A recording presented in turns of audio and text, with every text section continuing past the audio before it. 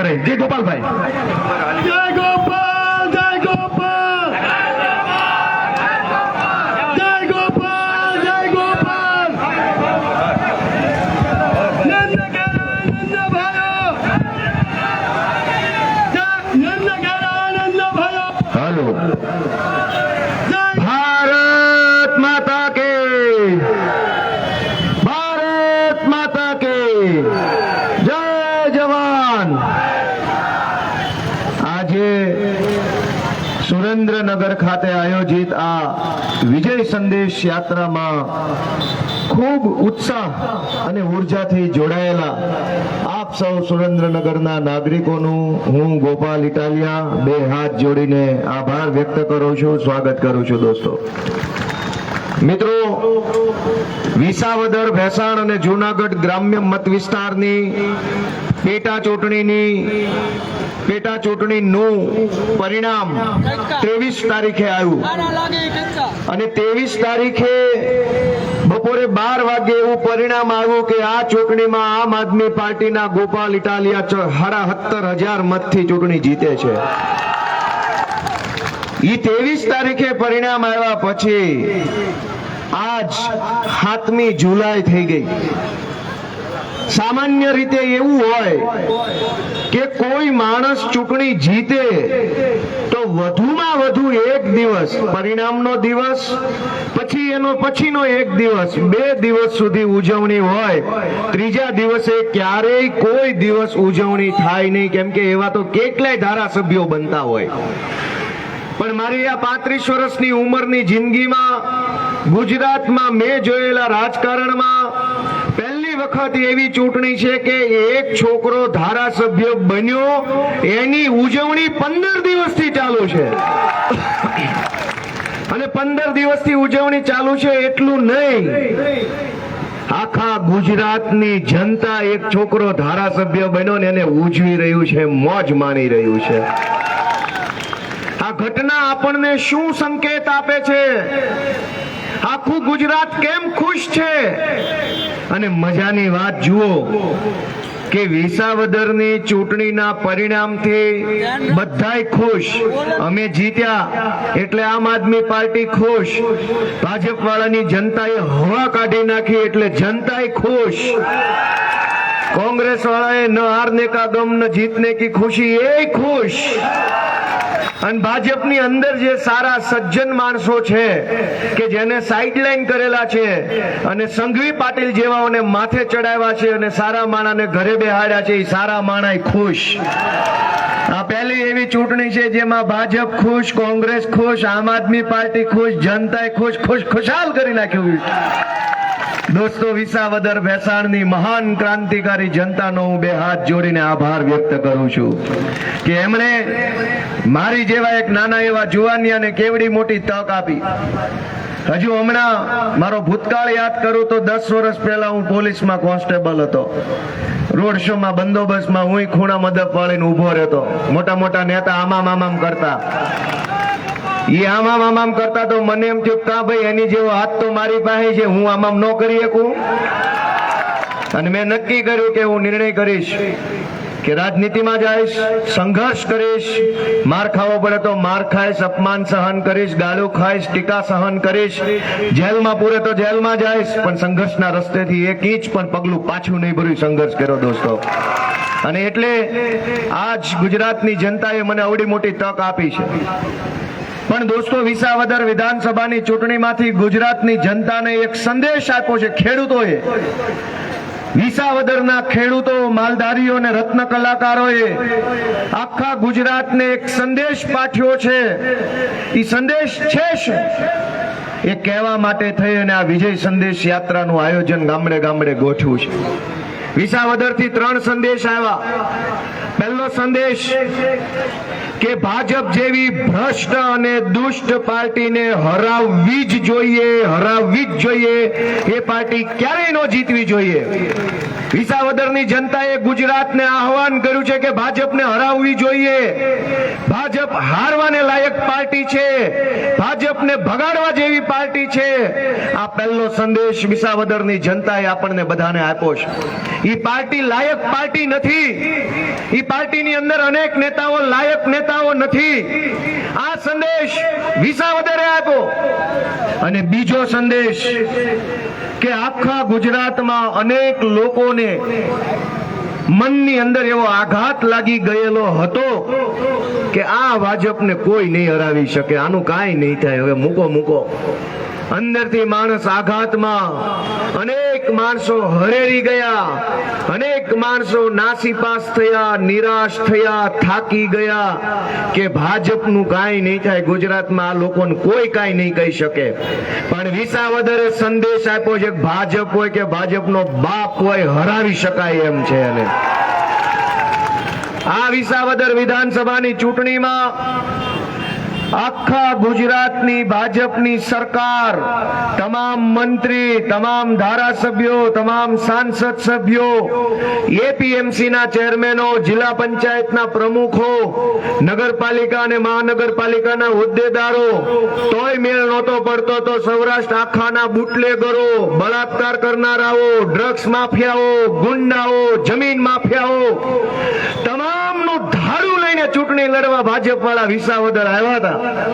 પણ જનતાએ ત્રીજો સંદેશ આપ્યો કે જેને આવવું હોય આવી જાય. જો જનતા મુઠ્ઠી બાંધી લે, સંકલ્પ કરી લે તો સત્તાની સત્તા પણ ઉખડી જાય છે અને જનતા જીતી જાય છે. દોસ્તો, આપણને એવું કેમ લાગે છે કે આને નહીં હરાવી શકાય?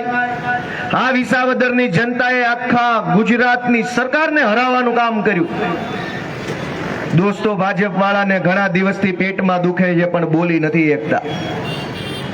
ઈ એમ કે છે કે તું એક જીત્યો છો, એમાં આટલો બધો દેકારો શેનો? મારે ભાજપના લોકોને જવાબ આપવો છે કે હું એક જીત્યો છું એ વાત સાચી, પણ હરાવ્યા કેટલાને છે ને ઈ વાતની આ ઉજવણી હાલે છે. કતારગામથી હું જીતતો તો એકની હરાવીને એક જીતતો. વિસાવદરની અંદર 400 ને હરાવીને એક જીત્યો છે અને ઈ વાતની ઉજવણી આખા ગુજરાતમાં હાલે છે. પણ સાથીઓ, વિસાવદરની જનતાએ આપણને ત્રીજો સંદેશ આપ્યો છે. પહેલો સંદેશ કે ભાજપ હારવી જોઈએ, હારવાને પાત્ર પાર્ટી છે, લાયક પાર્ટી નથી.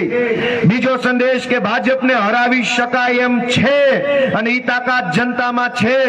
ત્રીજો સૌથી મહત્વનો સંદેશ વિસાવદરના લોકોએ આખા ગુજરાતને, સુરેન્દ્રનગરને આપ્યો છે કે બોલતા કેમ નથી, અવાજ કેમ નથી ઉઠાવતા, કેમ બધું સહન કરી લ્યો છો? અન્યાય થાય, અત્યાચાર થાય, શોષણ થાય, ખોટું થાય, જીવન બરબાદ થઈ જાય તોય કોઈ બોલતું કેમ નથી? કેમ બધા ચૂપચાપ સહન કરી લે છે? વિસાવદરે આપણને બધાને વિનંતી કરી છે કે બોલતા શીખો, અવાજ ઉઠાવતા શીખો, જ્યાં ખોટું થાય ના તાકાતથી વિરોધ કરતા શીખો. દોસ્તો, વિસાવદરની જનતા બોલી. જે મંત્રી, જે ધારાસભ્ય, જે સાંસદ સભ્યો પ્રચારમાં આવ્યા હતા એ બધાને ગામમાં બેહાડીને મલકે પ્રશ્નો પૂછ્યા, ભાઈ હું આવ્યા છો ચૂંટણીમાં, શું વિષય છે, શું મુદ્દો છે? દોસ્તો, આ સુરેન્દ્રનગરની ચર્ચા કરો. ગટર તમે જુઓ, ભગવાન બચાવે, રોડના ખાડા જુઓ, એક નયા પાંચિયાની સુવિધા આખા શહેરમાં નથી.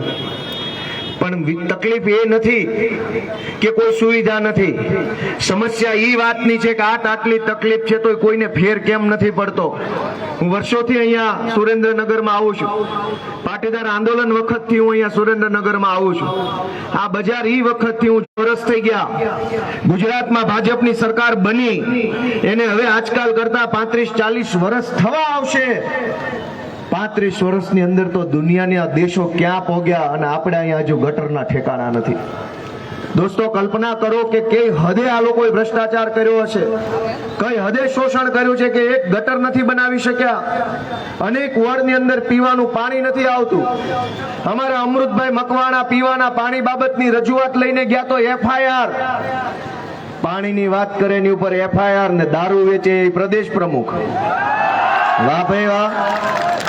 અમૃત મકવાણાએ પાણીની વાત કરી તો એફઆઈઆર, સિંઘમો આવ્યા, પકડી ગયા. સંઘવીએ મૂકેલા સિંઘમો પણ બહુ ભાઈ હમણાંથી તો ઉપાડો લીધો છે. કેટલાક અધિકારીઓ, નાના કર્મચારી તો બહુ સારા છે, નાના જમાદારો, નાના ક્લાર્ક, નાના તલાટી, નાના કર્મચારીઓ તો બજારા બધું બહુ સારા માણસો છે. પણ કેટલાક મોટા અધિકારીઓને સંઘવી પાસેથી મેડલ જોતા છે. સંઘવી એને મેડલ આપે કે ન આપે, પણ ગુજરાતમાં જે દિવસે સરકાર બદલાશે ને તે દિવસે ગોપાલ ઇટાલિયા એને મેડલ આપશે. તમે શું સમજો છો કે ભાજપની દલાલી કરશો, જનતા છોડી દેશે, આ એડવોકેટ નહીં છોડે. દોસ્તો, આ કમલેશભાઈ અમારા 2 દિવસ પહેલા સોસાયટીએ એમને આમંત્રણ આપ્યું કે ભાઈ અહીંયા ગંદકી ફેલાણેલી છે, આવો તમે અમને મદદ કરો. અને તમે માનશો નહીં કે FIR થઈ કમલેશભાઈ ઉપર કે ભાઈ તમે જાહેરનામાનો ભંગ કર્યો છે. વાહ ભાઈ, તમારું જાહેરનામું.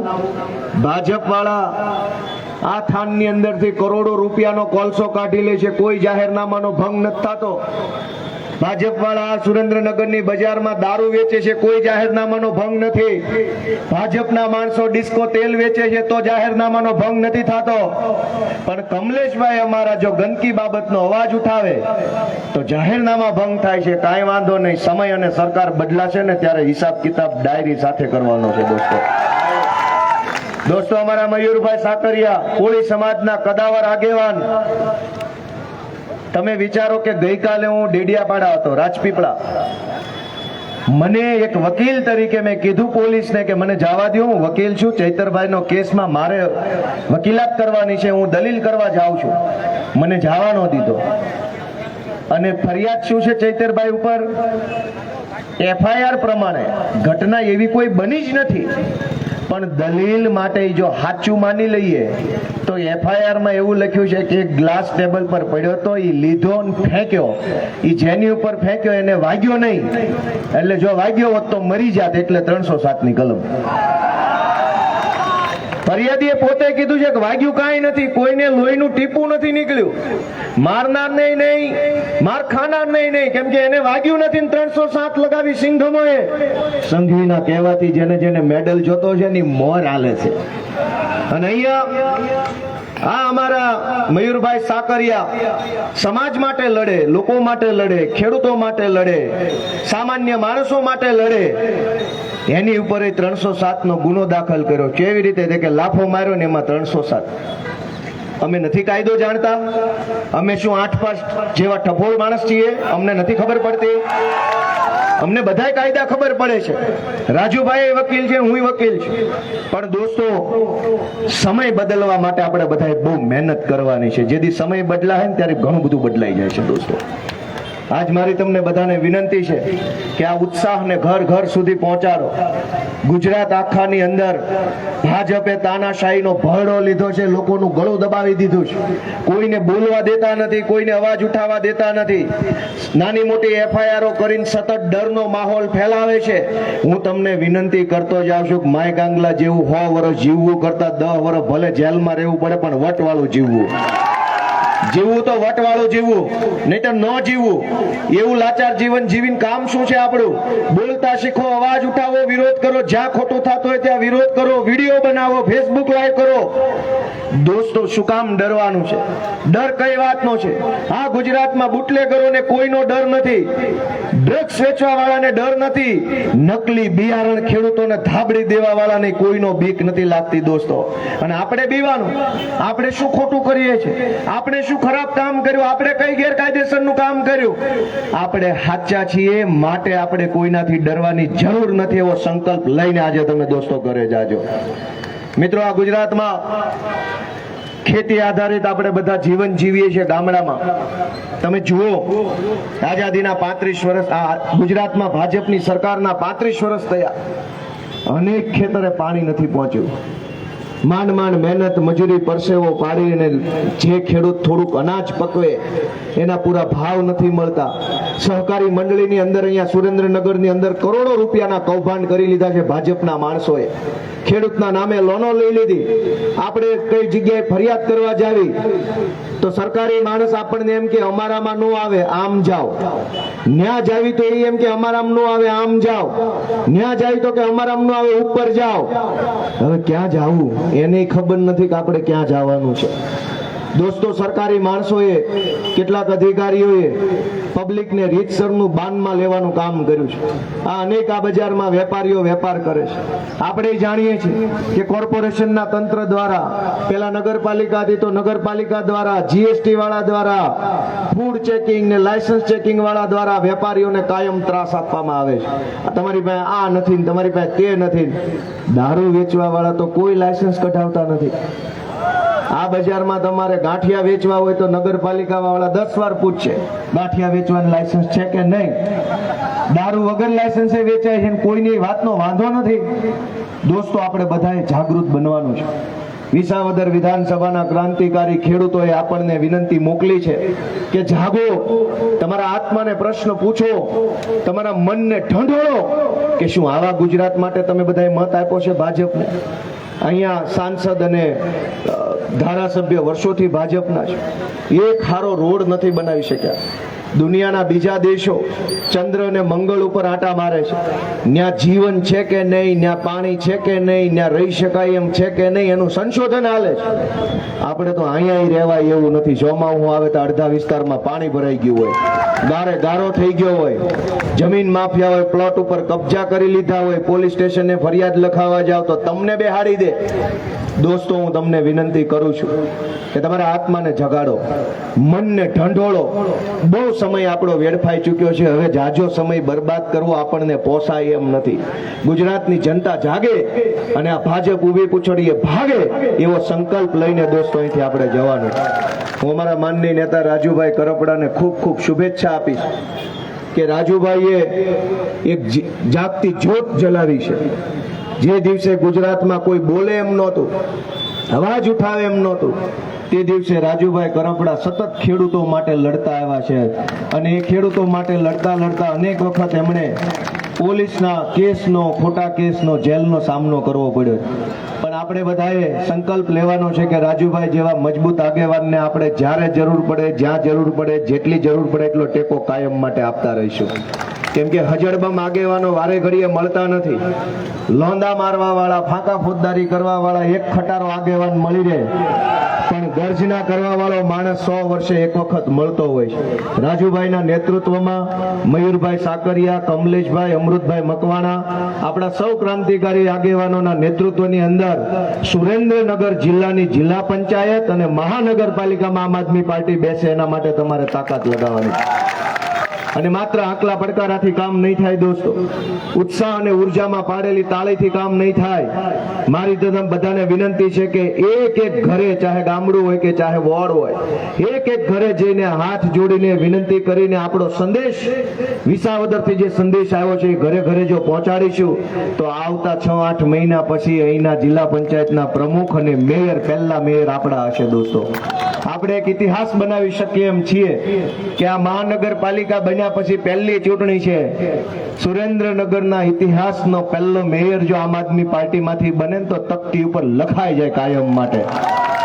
એટલે પહેલી જ વખત ખુરશી ઉપર બેહે માણસ ઈમાનદાર હોય, લોક પ્રેમી હોય એવી કોશિશ આપણે કરવાની છે. ચોરના પેટના આવીને પહેલી વાર બેહી જાય તો હલશે નહીં. એટલે દોસ્તો, આપણે ખૂબ મહેનત કરવાની છે. ભગવાન આપણને બળ આપે, ઈશ્વર આપણને શક્તિ આપે એવી પ્રાર્થના કરું છું.